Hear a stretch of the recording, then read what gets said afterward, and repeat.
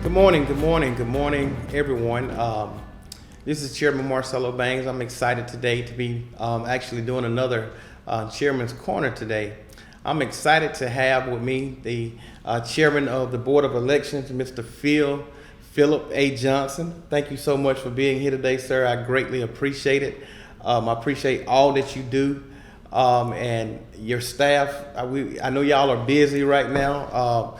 And thank you so much for being here in the Chairman's Corner. Well, thank you very much for inviting me. We like to talk about elections. And y'all are doing an excellent job.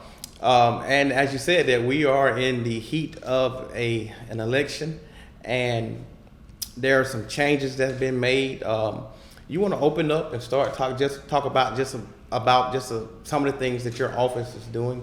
Right. Well, right now we're in the process of sending out the applications for absentee balloting. Okay. Last election cycle, the Secretary of State sent an application to every registered voter in the state, and there were a number of nonprofits that also sent out the applications. And as a consequence, we had a really strong absentee ballot turnout. This year, with Senate Bill 202, which passed the legislature last year, that has changed significantly. Now, the voter has to request an absentee ballot. So if anyone desires to request an application, if you'll contact the Board of Elections office, they'll get an application out to you, and you can apply. If you're over 65 or you're handicapped, when you fill out that application for an absentee ballot, if you'll check the box that you'd like to be registered for the entire cycle, which means the primary runoff, the general election, and the general election runoff, then you'll automatically receive the absentee ballots for the entire election cycle this year. So right now, that's what we're doing. We're also working on getting out new voter registration cards. Okay. And we're getting ready for the election. So let me ask you a quick question about absentees. So you said the process has changed. So someone can no longer go over and get an absentee and take it to someone and say, "Hey, fill this out." That person have to request one, and in order for it to be counted, I'm assuming.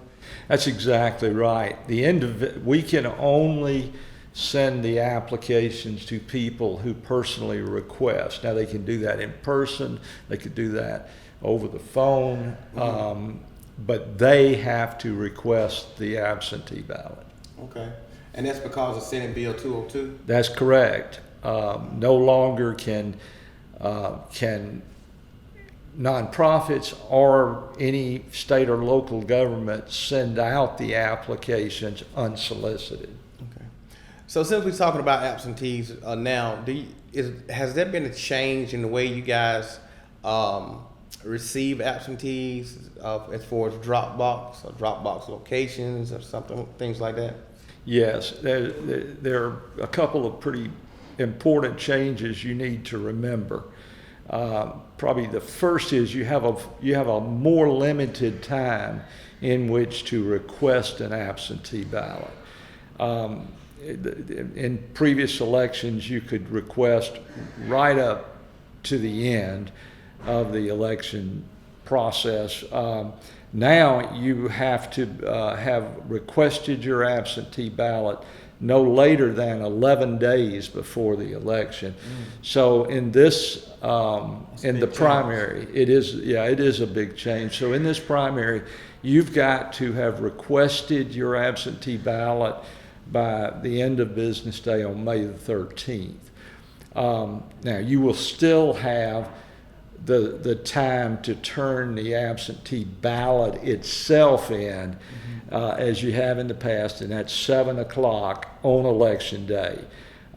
In the primary, that election day is May the 24th. So if you get that to our office in the administration building by 7 o'clock on May the 24th, your absentee ballot will be processed.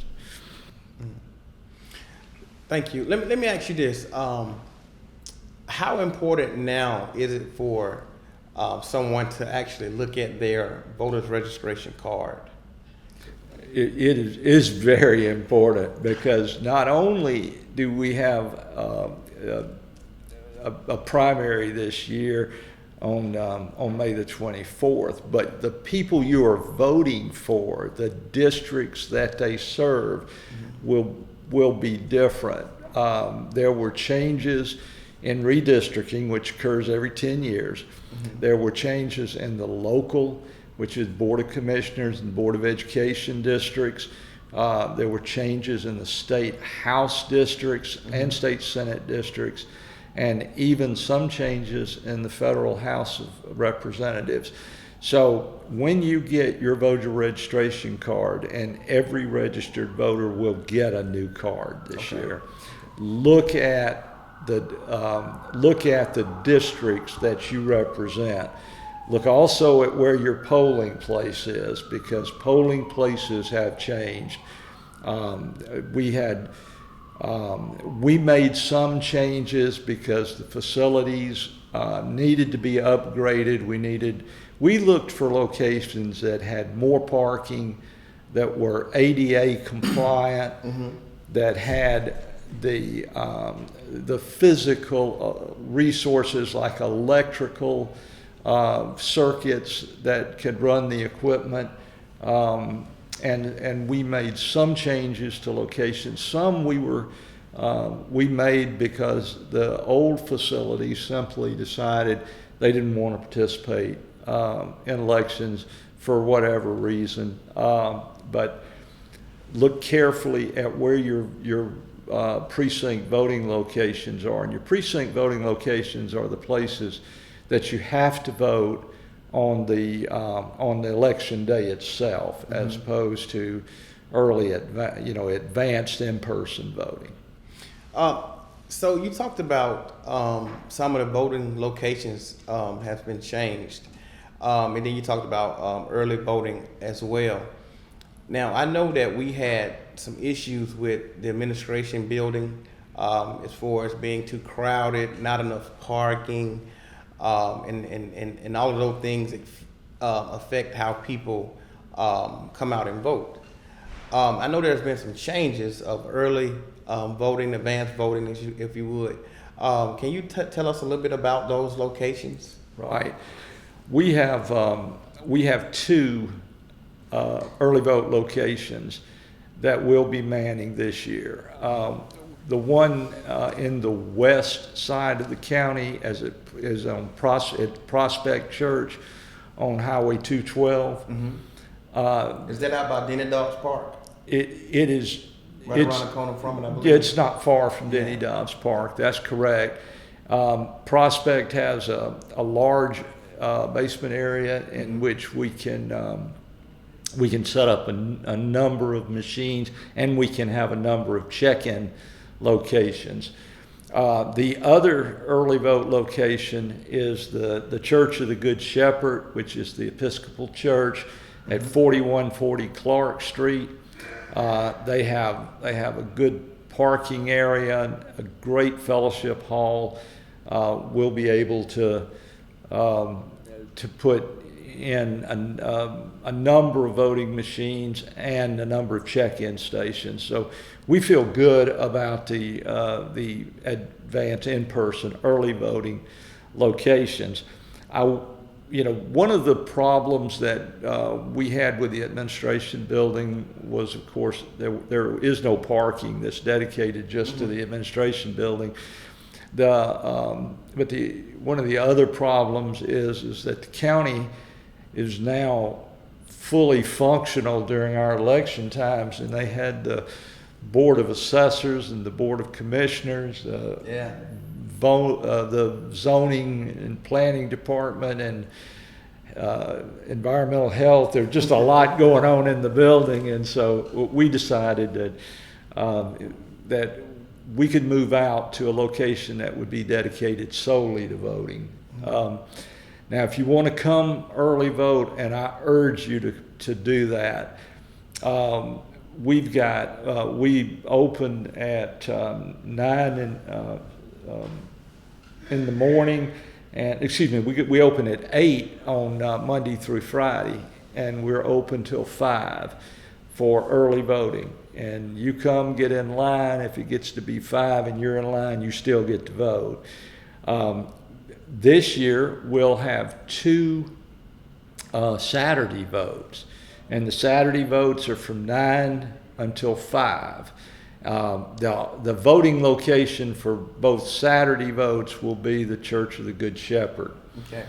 And then this year, in addition to that, we have a Sunday voting opportunity. That'll be May the 15th, and we'll be open at the Church of the Good Shepherd from 11 to 4. So while Senate Bill 202 did change some things on mail-in balloting, it actually gave us the opportunity for more voting on the advanced in-person voting. You'll have 17 days of early voting. Wow. That you can vote somewhere. That's a big change also. It is. If you don't mind, I want to roll back to absentees, because I know you guys did a big town hall about absentee voting and about Senate Bill 202. Is there some important facts that you want to get out there about absentee voting? Yes, I would say in talking to people about absentee balloting this year, it is very important that you are careful in filling out the application for the absentee ballot and the ballot itself. When election time comes and you're filling out your ballot, it's going to request more identification information from you. It's going to ask for a driver's license or state identification number. If you don't have either of those, it's not fatal to you. You can use the last 4 digits of your Social Security number, and if you don't have that readily available, you can use a utility bill which shows that you are at the address that you're requesting the ballot be mailed to. Just be careful with it. Now, if you make a mistake and it comes into us, we'll do everything we can to help correct that. We'll try to reach out to you with the phone number, a telephone call, an email address, and let you know that something has been left off that needs to be corrected, or something is in question, so that you've got the opportunity to come and correct it. Our goal at the Newton County Board of Elections is to ensure that every registered voter has the opportunity to vote. We want your vote. We want you to feel comfortable in casting your ballot, and we want you to know that we'll do everything in our power to count your ballot accurately and the way you intended to do it. So if you have a question, call us. When you're filling it out, if there's something you don't understand, call, ask. We're there to help you, because if we want you to be able to cast your ballot.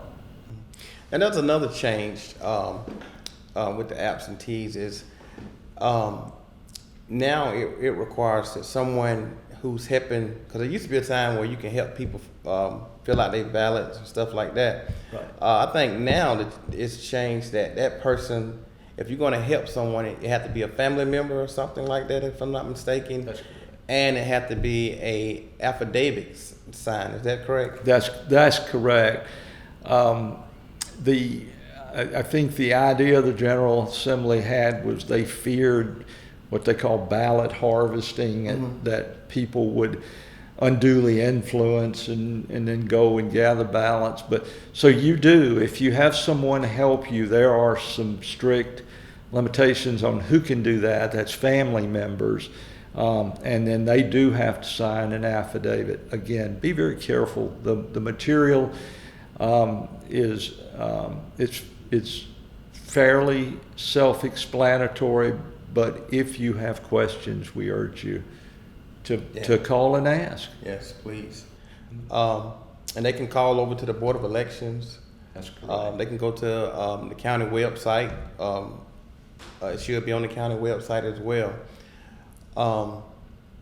Another question. I know you have some important dates. Do you want to give us want to let us know when the last day to register for the primary? You want to give out some of those dates? Right. Well, the last day to register for the primary is 30 days before the primary. So we're coming up on that next week. And then early voting begins on Monday, May 2nd. Then it will be Monday through Friday. And then on May 7th will be the first Saturday vote. Then it will be Monday through Friday the next week, and then the second Saturday vote is on the 14th of May, and then the Sunday vote is on the 15th of May. And then we'll come back Monday through Friday of the next week. The early voting ends on May 20th, and then on Tuesday, May 24th, is the primary date itself. That's where you'll vote in your precincts. Now, on the early voting, you can vote in either location. Whether if you're in the west, you can come to the one in town. If you're in town and you want to drive out to 212, you can vote there. Let me also say that we're going to be monitoring the times that people are having to wait in line on early voting. Okay. If we see that we're crowded, we have a backup plan for an alternative site, which will give us another location. Okay. And we'll make the chairman aware of that. We'll post it on the county website, on the Board of Elections website. We're publishing notices in the newspaper. We hope to do an interview and a story with both newspapers so that we can get the word out. And we are putting up signs on the last election cycle's early vote locations. There'll be a large sign there that will direct you to the new early voting location. So but I would urge you to do this. Make a plan on voting. Decide when you're going to vote and where you're going to vote, and make that plan and have a backup. In the event something happens and you don't make it there, know where you're going next, because it's important you vote, and there are ample opportunities now in Newton County to vote. Just make your plan and then go get it done. Yes. I know there's probably over 80,000 registered voters here in Newton County now. 85,000. I knew it was something like that. And we greatly appreciate you guys for putting this plan in place to make sure anybody who wants to vote get an opportunity to vote. And I know your office has been working extremely hard. I know there's a lot of changes that's taking place.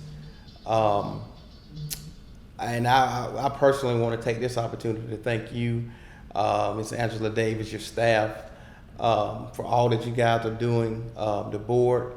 I know you put in long hours to make sure all of this stuff get in place, and it's in place in time for the advanced voting, early voting. Is it anything else that you would like the citizens of Newton County to know that your office is doing to make voting as easy as possible for them?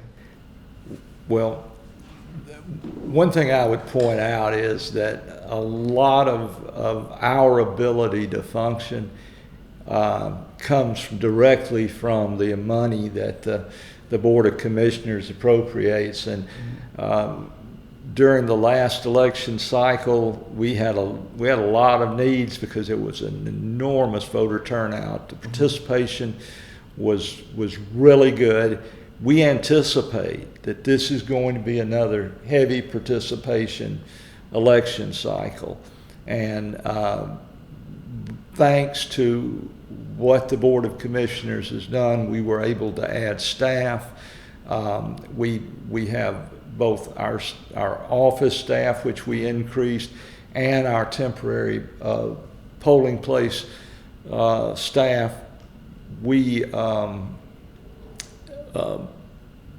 worked hard. We think we've got a plan. If you get out to the polls and you run into a problem, call us. Feel free to call that office. What you're going to see at every voting location, I hope, is monitors and poll watchers from both parties that will be there to watch the process. But you always remember, as voters, people are there so that there's transparency in the election, but nobody's there to interrupt or interfere with your right to vote. Yeah. So if you run into something that you don't feel comfortable with, call us. That's right. We want to know about it. Yeah. So we're thankful for also the Good Shepherd, the Church of the Good Shepherd, and Prospect for stepping up to the plate and giving us another alternative. Because as you stated, there was a need. The administration building,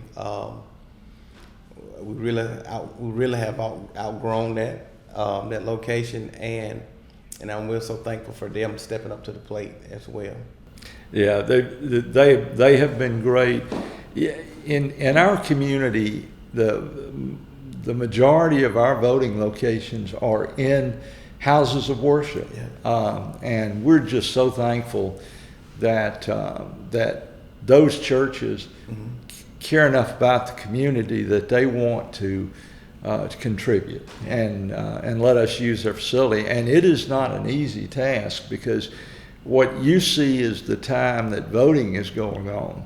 There's the setup and the preparation and the time that they've got to have somebody in that building helping us, get into the facility and get set up. So we're real thankful. They're people that are really community oriented, and we appreciate it. We do. We have some great partners here in this community, and we're so thankful for that. But I am thankful for having you today. If you have anything else you would like to say before we come out of the chairman's corner? Well, I think we've covered most of the facts. I would say if you've got a question, or somebody at your church asks you a question, or where you work, go to the websites. The Board of Commissioners has the Newton County website. We have our own website at the Newton County Board of Elections. You have our telephone numbers are on the website. Call and ask if you have a question. Or come by our office. We have a friendly staff, and they'll work with you.